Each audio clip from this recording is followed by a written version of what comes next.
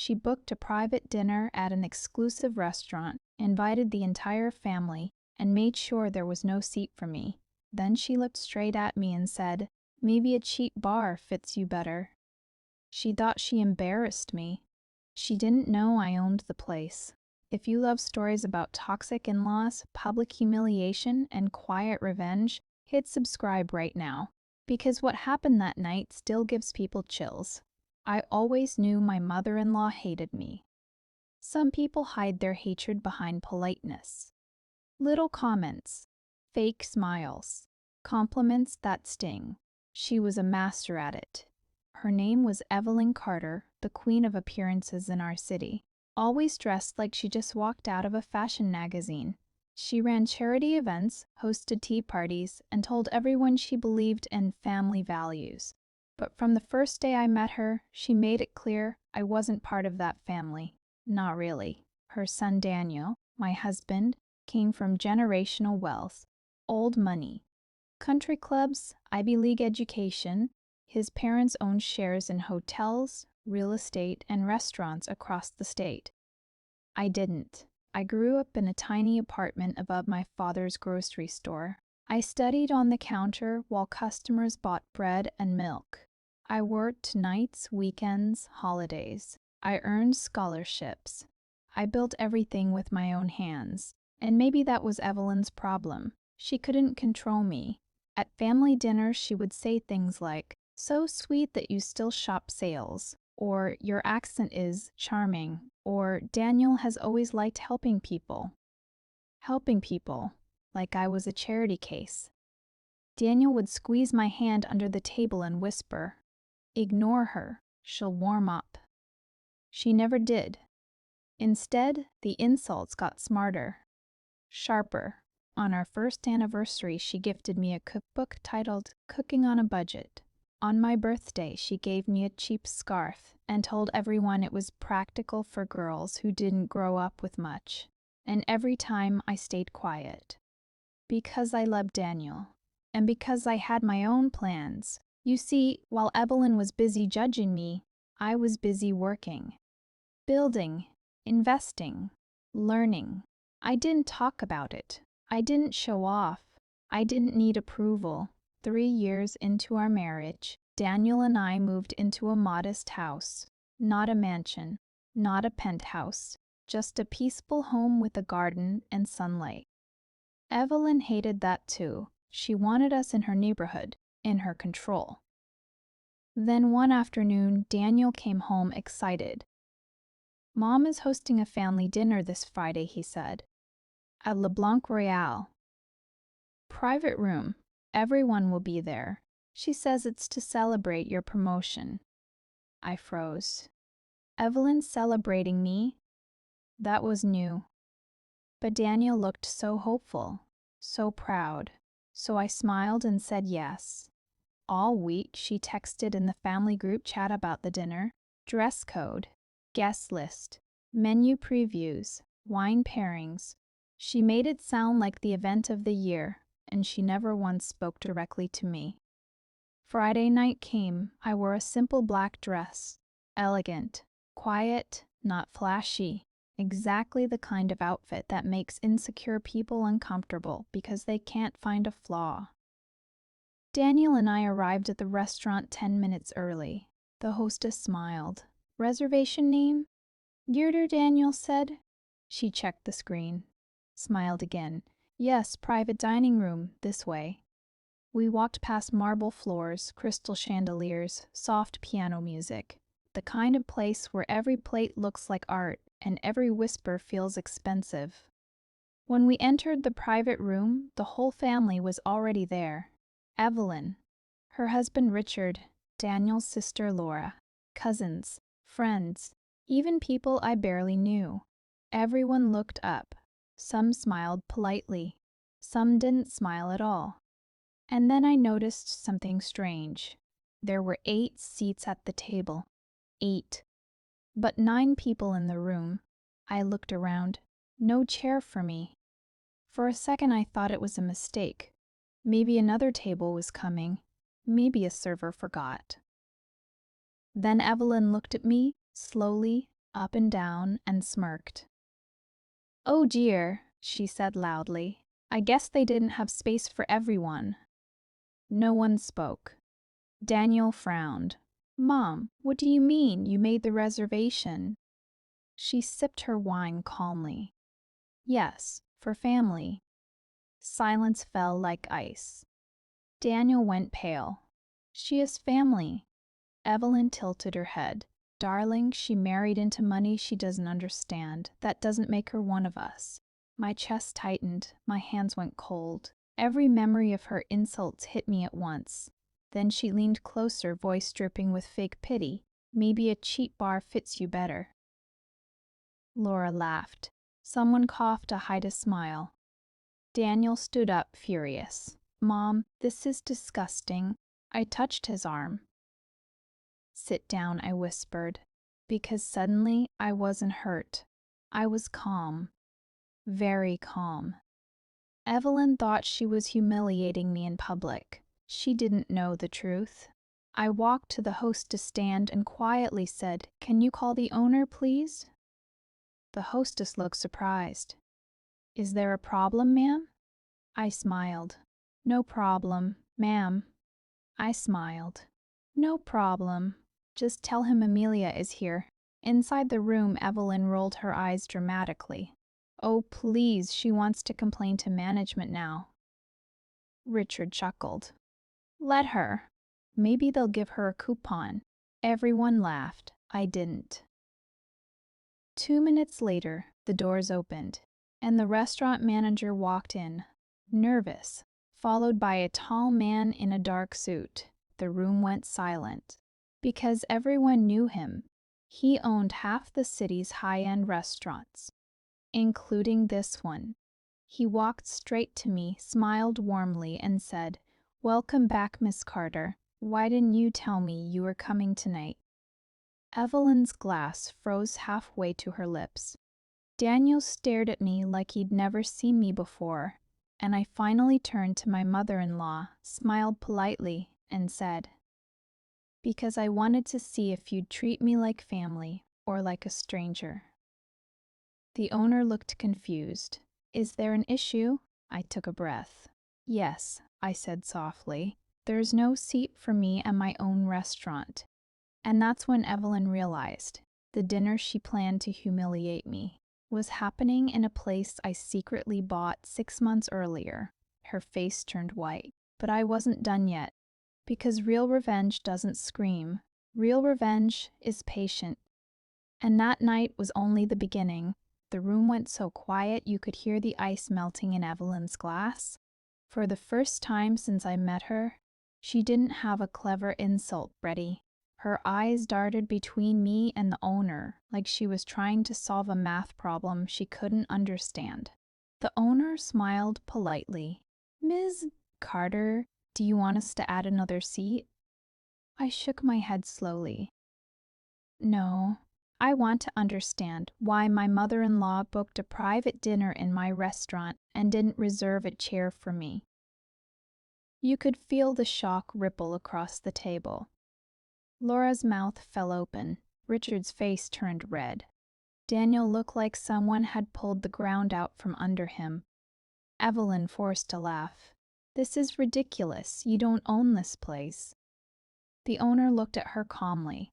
"Actually, she does. She became the majority partner in September."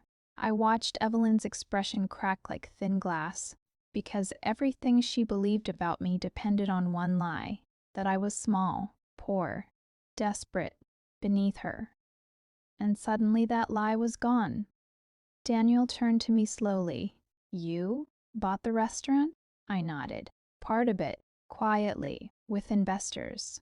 I didn't tell him before because I wanted to stand on my own. I wanted one thing in my life that wasn't connected to his family's money or approval."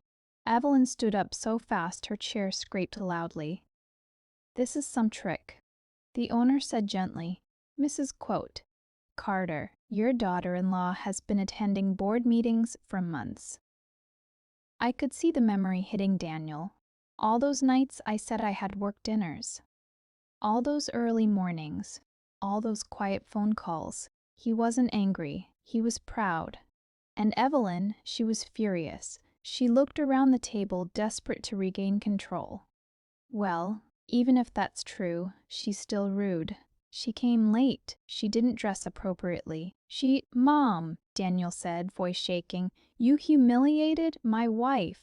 Evelyn's lips tightened. I was teaching her a lesson. I finally spoke. No, I said softly.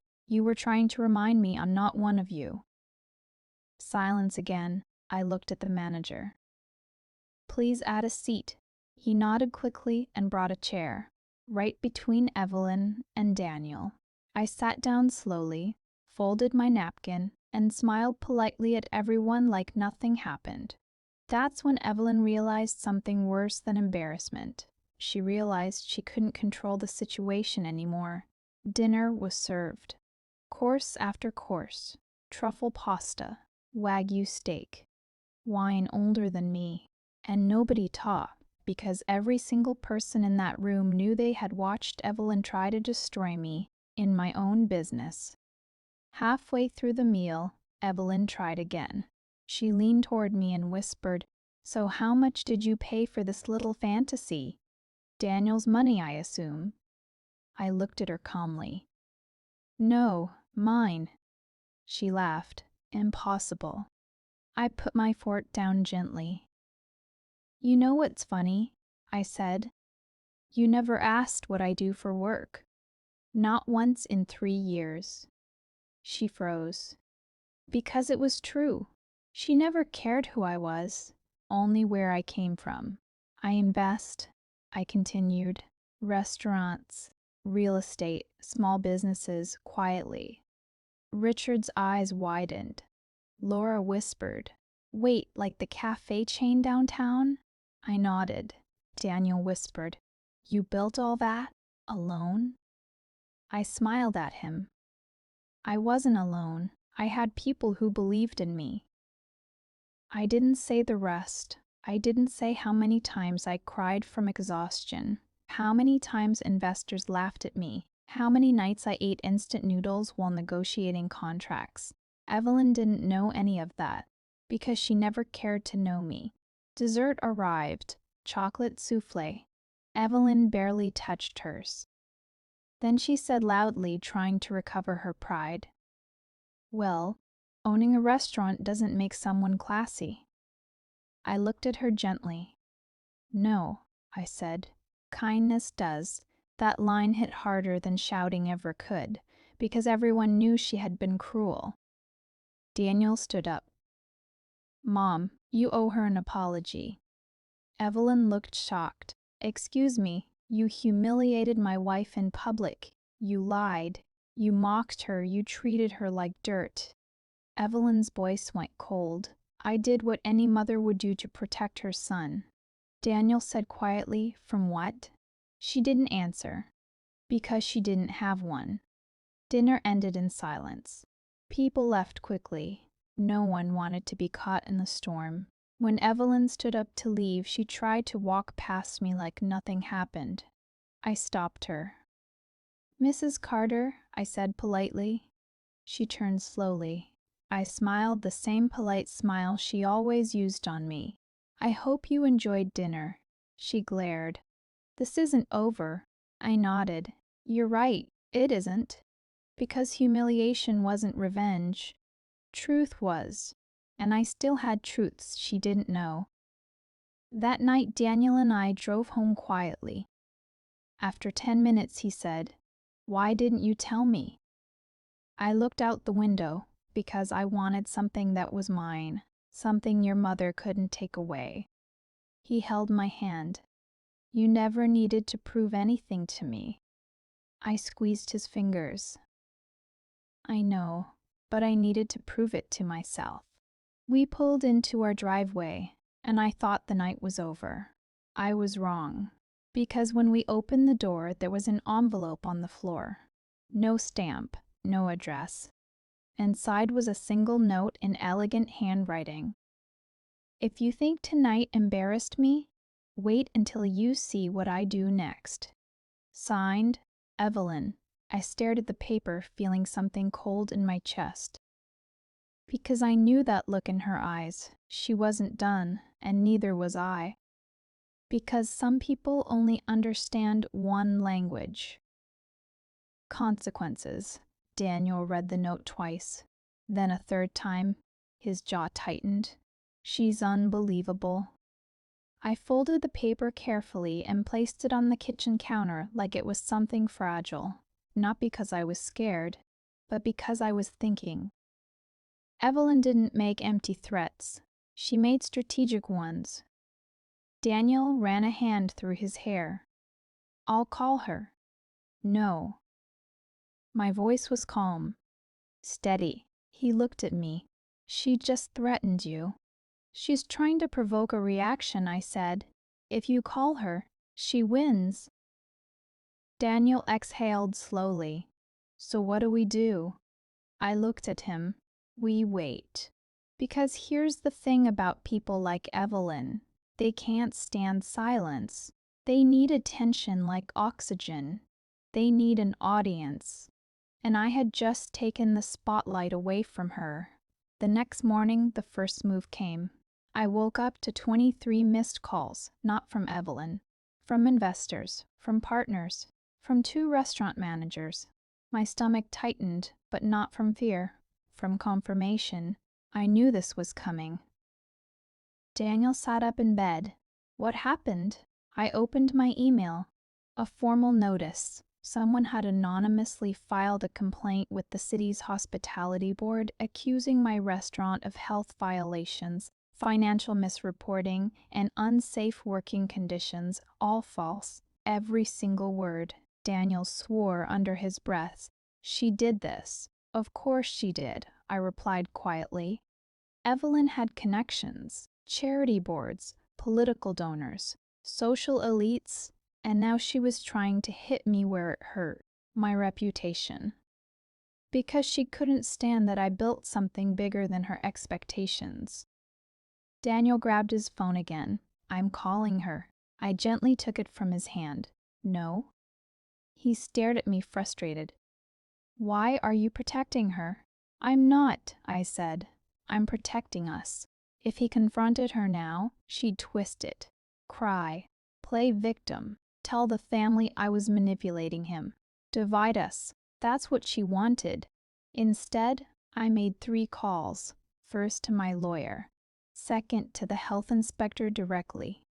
Third to the owner of another high-end restaurant across town. A man who owed me a favor. By noon I had confirmation. An inspection team was coming in 48 hours. Evelyn thought she was clever, but she forgot one thing. I built my empire from nothing. I knew how to fight dirty, but legally. That afternoon, I went to the restaurant. Staff were nervous. Rumors had already started. I gathered everyone in the private dining room, the same room where Evelyn tried to erase me. I won't lie to you, I said. We're being inspected, but we have nothing to hide. One of the chefs asked quietly, Is this about the dinner the other night? Word travels fast. I smiled slightly. Yes and no, but here's what matters. We do everything by the book, so we have nothing to fear. Confidence spreads. By the time I left, morale was high. That evening my phone buzzed again. This time it was Evelyn. I let it ring. Then she texted, I heard the city is visiting your little project. How unfortunate. I stared at the screen, then typed back one sentence. Thank you for your concern. Nothing else. No anger, no defense. Silence is power. An hour later, Laura called. I don't know what's going on, she said nervously, but Mom is furious. She says you tricked everyone, that you embarrassed her. I laughed softly. She embarrassed herself. Laura hesitated. She's telling people you manipulated Daniel, that you married him for status. There it was. The oldest accusation in the book. Gold digger. Social climber. Opportunist. I leaned back in my chair. Laura, I said calmly, how much do you think I'm worth? She paused. I don't know. More than Daniel. Silence, not arrogance. Fact. I never flaunted it, never compared accounts, never needed to. Laura whispered. Oh, exactly, I said. The inspection day arrived. Evelyn showed up too. Of course she did. She walked into the restaurant wearing cream silk and victory in her eyes. I just came to observe, she said sweetly. The inspectors moved through the kitchen, storage, financial records. Every document was perfect. Every temperature log precise. Every employee certified. I stood beside the lead inspector as he closed his folder. Ms. Carter, he said, this is one of the cleanest operations we've seen. Evelyn's smile vanished. In fact, he continued, we'll be recommending you for a hospitality excellence feature. And that was the moment Evelyn realized something dangerous. Her attack had just given me publicity. Free publicity. As the inspectors left, she turned to me, voice low and venomous. You think you've won. I tilted my head slightly. Won what? You humiliated me. No, I corrected gently. You tried to humiliate me. Her eyes burned. You turned my own family against me. I didn't say a word, I replied. You did. Daniel walked in right then. He had watched everything. Mom, he said quietly. Why? She looked at him like she couldn't believe he wasn't on her side. I was protecting you. From what? He asked again. She had no answer. Because there wasn't one. That night, something shifted. Not in her. In him. For the first time, Daniel saw clearly. Not the polished socialite version of his mother. The manipulator. The strategist. The woman who would rather destroy her daughter-in-law's career than admit she was wrong. When we got home, he sat across from me in silence. I feel like I've been blind, he said. You weren't blind, I answered softly. You were loyal. He looked up. And you? I was patient. He walked around the table and pulled me into his arms. I'm done letting her hurt you. I closed my eyes against his chest. She's not done yet. And I meant it. Because the next move she made wasn't business, it was personal. 3 days later, Daniel's company board called him into a meeting. His father sits on that board. So does Evelyn. And somehow, mysteriously, rumors had surfaced questioning Daniel's judgment and financial independence. Translation? They were threatening his position, using me as the excuse. And that's when I realized Evelyn wasn't trying to embarrass me anymore. She was trying to break our marriage. And if she wanted a war, she was about to learn. I don't lose. Daniel came home from the board meeting, looking like he hadn't slept in days. He loosened his tie, dropped his briefcase, and just stood there in the hallway like he didn't know how to move forward. I already knew what had happened. Because people like Evelyn don't stop until they take everything. What did they say? I asked quietly. He gave a tired laugh. They're concerned about my judgment, about my marriage, about our finances. I nodded slowly. Exactly as I expected. His father, Richard Carter, sat on that board. So did 2 of Evelyn's closest friends from their charity circles. Old money protects itself. Daniel rubbed his face. They suggested I step down for a while, until things are stable. Translation, leave or we push you out. I walked over and took his hand. And what did you say? He looked at me, eyes steady now. I said no. Pride filled my chest, because Daniel had always been kind, gentle, loyal. But tonight he chose us. They hinted that if I don't cooperate, he continued, they'll freeze bonuses, block promotions, make my life difficult. I smiled slightly. They already have. He shook his head. I don't care about the job. I care about you. That was the moment I decided something. I was done being patient. Because patience is powerful, but silence can also look like weakness, and Evelyn only respected power. The next morning, I called my accountant, then my lawyer, then an old mentor of mine, a retired hotel magnate who taught me everything about leverage. By evening, we had a plan. Not revenge, correction. You see, Evelyn believed money was power, but she forgot influence is power too. And I had influence she didn't know about. 2 days later, Daniel's board received an anonymous report. Not lies. Truth. Carefully documented truth. Records of questionable donations routed through Evelyn's charity foundation. Real estate deals quietly flicked through shell companies connected to Richard. Private dinners paid with company funds. Nothing illegal enough for prison, but enough for scandal. Enough to start investigations. Enough to make board members nervous. Daniel got a call that afternoon. Emergency meeting. When he came home that night, his face was pale with shock. They postponed the vote, he said. They said they need to review financial compliance issues. I nodded calmly. He stared at me. Did you do this?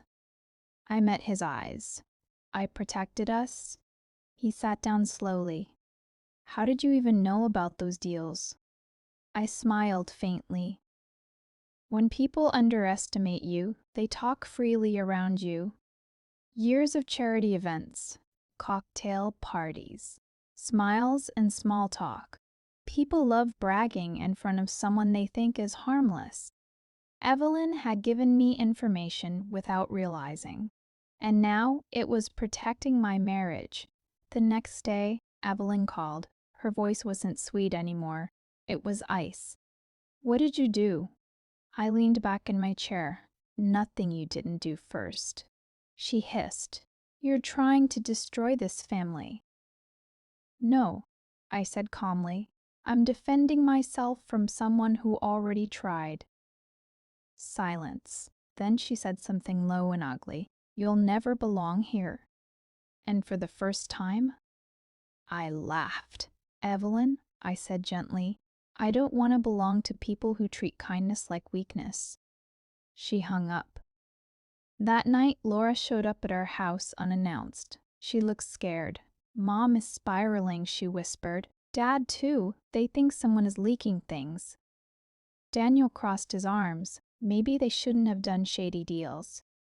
Laura looked at me. Are you going to ruin them? I thought for a long moment.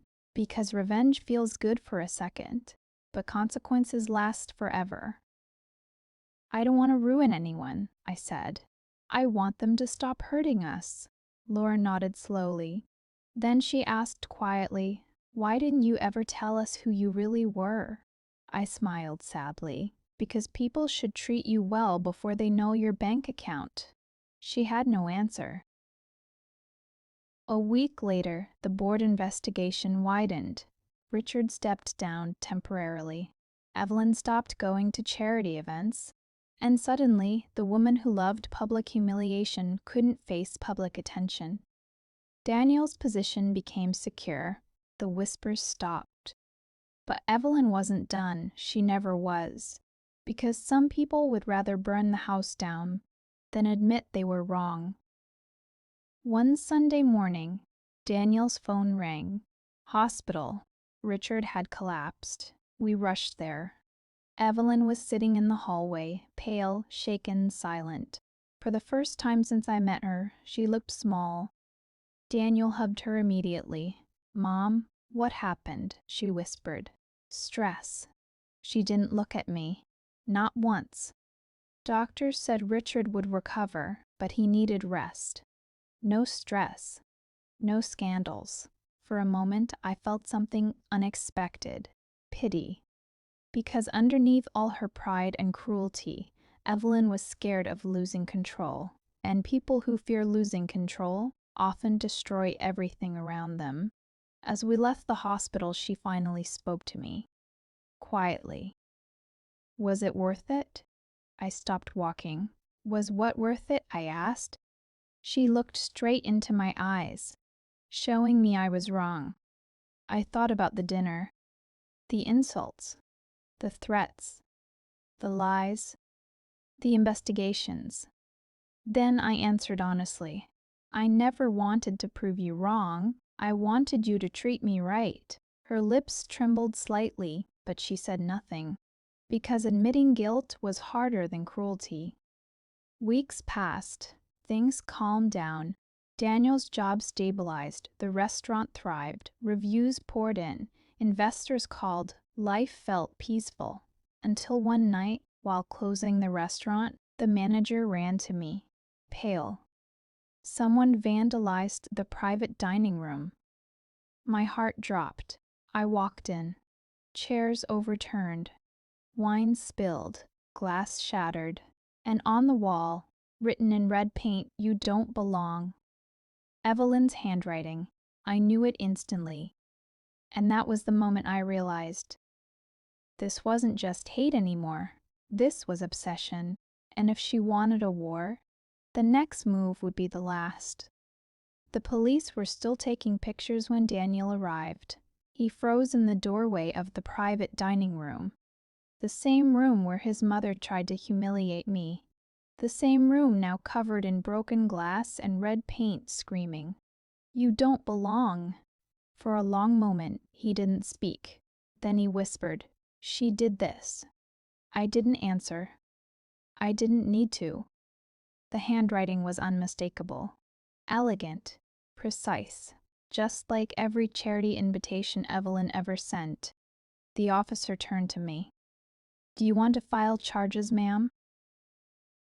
Daniel looked at me, worried. "Amelia, think carefully." I did, because filing charges would start a war that couldn't be undone. But staying silent would tell Evelyn she could keep hurting us. I looked at the officer and said quietly, "Yes." That single word changed everything. The next morning, Evelyn called Daniel screaming, "You're arresting your own mother?" Daniel's voice was calm for the first time in his life. "No, Mom, you're facing consequences." She cried. She threatened. She blamed me. She blamed stress. She blamed Richard's health. Daniel listened, then hung up. That night, he sat beside me on the couch and said something that broke my heart a little. "I don't recognize my own family anymore." I squeezed his hand. Sometimes we don't see people clearly until they hurt someone we love. He nodded slowly. The investigation moved fast. Security cameras from nearby shops showed Evelyn entering through the service door late at night. Gloves, hat, trying to hide but not enough. Her lawyer called mine. They wanted a settlement. Money, public silence, no charges. I refused because this wasn't about money, it was about respect. 2 days later, Evelyn showed up at our house, not in silk, not in pearls, in a plain gray coat, looking 10 years older. She stood in our living room, hands shaking slightly. "I'll apologize," she said, publicly. "Privately. Whatever you want. Just drop the charges." Daniel looked torn. "Mom," she turned to me, "please?" That word sounded strange coming from her. I looked at her for a long moment. 3 years of insults. 3 years of humiliation. The dinner. The lies. The threats. The vandalism. And suddenly I realized something. She didn't hate me because of money. She hated me because I couldn't be controlled, because Daniel loved me without asking her permission, because I built a life she didn't design. I spoke quietly. "I don't want your apology." She blinked. "I want you to stop." She swallowed. "I will." I shook my head gently. "No, not promises. Boundaries." Daniel sat up straighter. I continued calm and clear. "You don't talk about me in public. You don't interfere with our work. You don't threaten us. And you don't contact us unless invited." Her eyes filled with tears. "You're cutting me off from my own son?"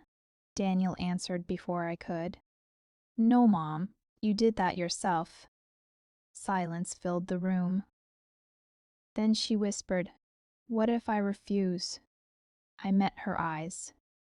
Then the charges stay. For the first time in her life, Evelyn had no power, no audience, no manipulation, just truth. She signed the agreement, a legal document with clear boundaries, no harassment, no interference, no contact without consent. And suddenly, the storm stopped. Weeks passed, then months. The restaurant flourished. Daniel got promoted. Reviews called our place one of the best in the city. One evening, the owner of another famous spot, the Golden Orchid, called to propose a partnership. I smiled when I hung up, because everything Evelyn tried to destroy only grew stronger. One quiet Sunday, Daniel and I walked in the garden. He said softly, "Do you ever regret it?" I thought about the dinner, the insults, the war. Then I said honestly, "I regret that it had to happen, not that it ended." He nodded. Months later, we heard Richard had retired quietly. Evelyn stopped hosting charity galas. Her social circle shrank. People don't like scandals. But one afternoon, something unexpected happened. A letter arrived, handwritten, from Evelyn. Not angry, not dramatic, just a few lines. "I was wrong. I was afraid of losing my son. Instead, I almost lost everything. I hope one day you can forgive me." I read it twice. Then I placed it in a drawer. Because forgiveness isn't instant. It's earned. That night, Daniel asked, "Will you ever talk to her again?" I looked at him. "Maybe, if she learns respect." He kissed my forehead. "You're stronger than anyone I know." I smiled, not because I won, but because I didn't become like her. And that was the real victory. Because the truth is, revenge isn't always shouting in a crowded room. Sometimes revenge is quiet success. Sometimes revenge is living well. And sometimes revenge is simply refusing to sit at a table where there's no chair for you. So you build your own table and make sure kindness is always invited. The end. Daniel and I thought the storm had passed. We thought setting boundaries, enforcing legal measures, and showing strength would calm everything. But people like Evelyn never truly disappear. They just retreat, watching, waiting for the smallest opening. It started with little things. Invitations to family events that weren't meant for me mysteriously vanished. Daniel's parents would whisper in hallways, making comments about my influence and control over him. Subtle digs designed to make me doubt myself, to plant fear. Evelyn's war was quieter now, but no less dangerous. One evening, Daniel's sister Laura dropped by unexpectedly. She looked nervous, fidgeting with her bracelet. "You know, Mom," she began hesitantly. "She keeps asking about the restaurant, about you, about us. She wants Daniel to take her side." I nodded slowly. I already knew. "And she started calling her friends," Laura continued, "trying to spread rumors again. About you, Daniel, our family." I smiled faintly. "Then it's time to remind her who she's dealing with." Over the next few weeks, I didn't confront her directly. Instead, I amplified everything she feared in subtle ways. I hosted small charity events for local entrepreneurs, showcasing real kindness, transparency, and support for the community. The press loved it. Mentions in newspapers, online blogs, social media coverage, all emphasizing integrity, leadership, and humility. Evelyn, naturally, tried to overshadow it. She hosted her galas. She called friends, trying to turn the narrative. But every move she made to assert control only made her appear petty. The more she pushed, the more people noticed her behavior. She became the opposite of elegant. She became predictable, shallow, and desperate. One Friday night, I decided to take it a step further. Daniel and I hosted a dinner at the very same restaurant, the one she tried to humiliate me in months ago. Only this time, it was a private event for family friends, community leaders, and local business owners. I wore a calm smile. Daniel whispered, "Are you sure?" "I don't need to yell, Daniel. I just need her to see the truth." And Evelyn did. She arrived late, as always, with a silk scarf twisted in her hair and her eyes sharp like daggers. But the moment she stepped into the room, she saw the respect, the warmth, and the admiration everyone had for me. "Amelia," she said, voice tight, This is impressive." I smiled politely. "Thank you, Evelyn. I always believed kindness is more impressive than criticism." She tried to force a smile, but it didn't reach her eyes. Around the table, her friends were silent. Their admiration had already shifted to me. The power dynamic had flipped entirely. And that night, I didn't humiliate her. I didn't raise my voice. I didn't gloat. I simply existed as myself, calm, confident, and untouchable. When the event ended, Evelyn approached me privately. Her hands trembled slightly, her usual arrogance replaced with hesitation. "Amelia," she started. "Yes?" I asked softly. I suppose I underestimated you," she said finally. I nodded. "Perhaps. But the world isn't about underestimating or overestimating. It's about respect." She looked down. I want to apologize, truly." I studied her. 3 years of manipulation, insults, and chaos had taught me patience. I had control now. "I accept your apology," I said calmly, "but actions speak louder than words. Respect me, Daniel, and our life. That's all I ask." Her lips pressed thin. She nodded slowly, and for the first time, she left without a fight. Not because I won with revenge, but because she realized she had lost control. Daniel wrapped his arms around me as we left. "You did it," he said softly. "You finally made her see." I smiled. "Not see me. See herself."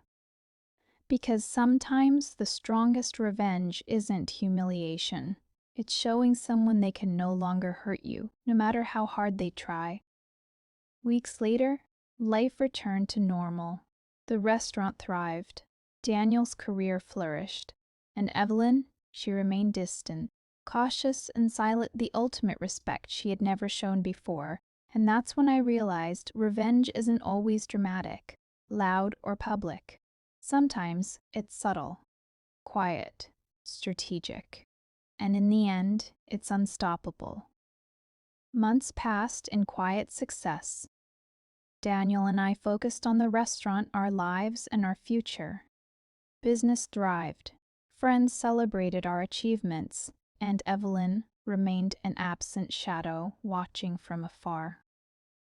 But life has a way of reminding you that some people never truly let go. It started with small things. Invitations mysteriously returned to her, notes sent anonymously, even a minor media article that mentioned the restaurant's sudden rise. Nothing threatening, just enough to make her notice that the world hadn't forgotten me. One evening, as I closed the restaurant, the manager approached me. His eyes were wide. "Ms. Marl? Carter. Someone left a gift for you in the private dining room." I walked inside and saw a small box, elegant, wrapped in simple black paper. No card, no signature, just a sense of challenge. Inside was a single pearl necklace, classic, timeless, and a note, "You win this round, but remember, every empire can be shaken." Evelyn's handwriting. I smiled faintly. Not fear, not anger, just understanding. She hadn't given up. She never would completely, but she also hadn't defeated me. The next morning, Daniel and I discussed it over coffee. "She's trying to intimidate us," He asked. No, I said calmly. She's testing boundaries, seeing if fear still works. But fear hasn't worked in years. He nodded, eyes full of admiration. You're amazing. I leaned back. Sometimes winning isn't about striking first. It's about standing firm, quietly, consistently, and wisely. That's how you make someone realize their power over you is gone. Weeks later, Evelyn called. Not screaming, not demanding, just a single line. I hope you're happy. I paused before replying. I am, and I hope you find peace too. She didn't respond. Silence. That was the first real victory. Not humiliation, not revenge, but control over the chaos she once thrived on. Life continued. The restaurant expanded. Daniel's career soared. We traveled, hosted events, built a life defined by our choices, not her judgments. And I realized something powerful. Revenge isn't about proving someone wrong. It's about proving yourself right through patience, strategy, and unwavering self-respect. Months later, at a family gathering, Evelyn arrived quietly. No grand entrance, no insults, no judgment, just a nod in my direction. I returned the gesture, calm, confident, untouched. For the first time, she saw me, not as a threat, not as someone beneath her, but as an equal. And that was enough. Because sometimes the ultimate revenge isn't chaos, it's success. Silence, respect, and the quiet knowledge that you built something lasting while others wasted time trying to break you. Daniel took my hand. We did it. I smiled. Yes, and we'll keep doing it, together. That night, I closed the restaurant, walked through the empty dining room, and paused at the table where it all began. No more insults, no more threats, just my empire, my life, my rules. And that's when I realized the final truth. Some people spend their lives trying to sit at your table. The clever ones, they realize the only way to win is to build their own. And I had built mine. The end.